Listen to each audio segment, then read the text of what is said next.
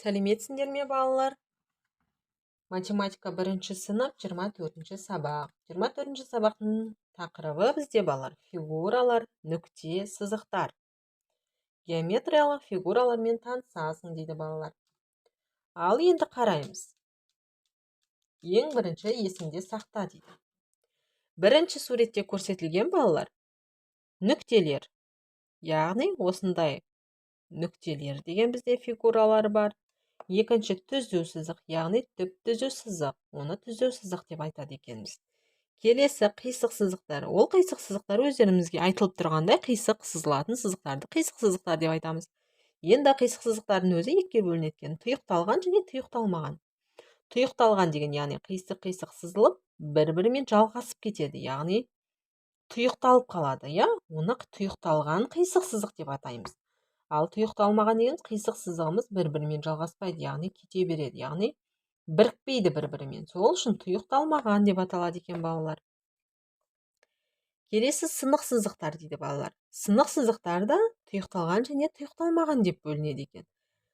Сынық сызықтар дегеніміз, яғни сызық дегеніміз түзу сызықтар, яғни сынық әртүрлі бағыттарда сызылған сынық сызықтар. Тұйықталғаны бір-бірімен бірігіп кетеді, яғни тұйықталмағаны ол бір-бірімен бірікпей және тұйықталып қалмайды. Сондықтан ол тұйықталмаған деп аталады екен, балалар. Енді бірінші тапсырма дейді. Қағаз бен қарындаш ал дейді. Әртүрлі сызықтар жүргіз, оларды ата дейді. Балалар, өздерің дәптерлеріне сызсаңдар болады, немесе қағаз бен қарындаш алып алсаңдар болады, түрлі сызықтар жүргіз дейді. Мысалы, мен балалар сызып көрейін. Мен қисық сызық сызып көргім келеді, тұйықталмаған қисық сызық. Немесе сынық сызықтар сызып көргім келеді, тұйықталмаған сынық сызық. Немесе тұйықталған сызық. Тұйықталған сынық сызық және қисық сызықтың тұйықталған қисық сызығын сызып көрейін, балалар. Міне осылай өздерің парақтарға немесе дәптерлеріне сызсаңдар болады, балалар. Екінші тапсырма. Суретте көрсетілгендей тор көз парақтың бетіне нүктелер қой дейді. Оларды сызықпен қос. Қандай фигура шықты дейді.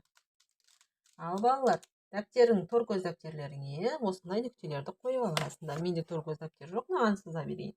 Ең бірінші 1, 2, 3, 4 берілген екен.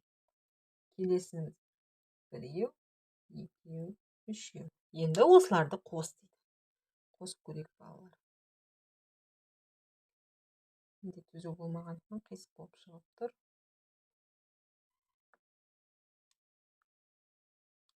Ал балалар, қандай фигуралар шықты? Айтыңдаршы, балалар. Ең бірінші шаршы және үшбұрыш. Яғни нүктелерді бір-бірімен сызықпен қосқан кезде осындай екі түрлі фигура шықты. Осылай дәптерлеріңе сызып алсаңдар болады.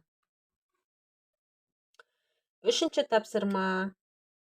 Фигуралар қораптарға қандай белгілері бойынша орналастырылған дейді. Қараймыз, балалар. Ең бірінші қорапта қандай белгісі бойынша орналастырылған, балалар, өздерің айтыңдаршы.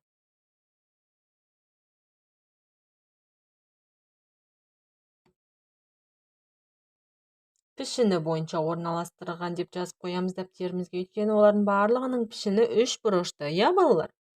Пішіні бойынша деп жазамыз. Екінші қораптағы түсі бойынша, яғни бұлар әртүрлі фигуралар болғанымен, олардың барлығының түсі көк түсі, сондықтан түсі бойынша орналастырылған деп жазып қоямыз. Төртінші тапсырма, тиісті фигураны тап дейді. Ал балалар, қараймыз. Бірінші қатар, екінші қатар, үшінші қатар. Қандай фигура жетіспейді, соны табамыз. Дөңгелек, үшбұрыш, шаршы. Үшбұрыш, шаршы, дөңгелек. Шаршы, дөңгелек, яғни үшбұрыш жетіспейді мына жерге, балалар. Күлгін түсті үшбұрыш жетіспейді. Яғни мынау. Келесі. Шаршы, дөңгелек, қызыл түсті үшбұрыш. Мына жерге қандай жетіспейді, балалар? қызыл түсті дөңгелек жетіспейді балалар.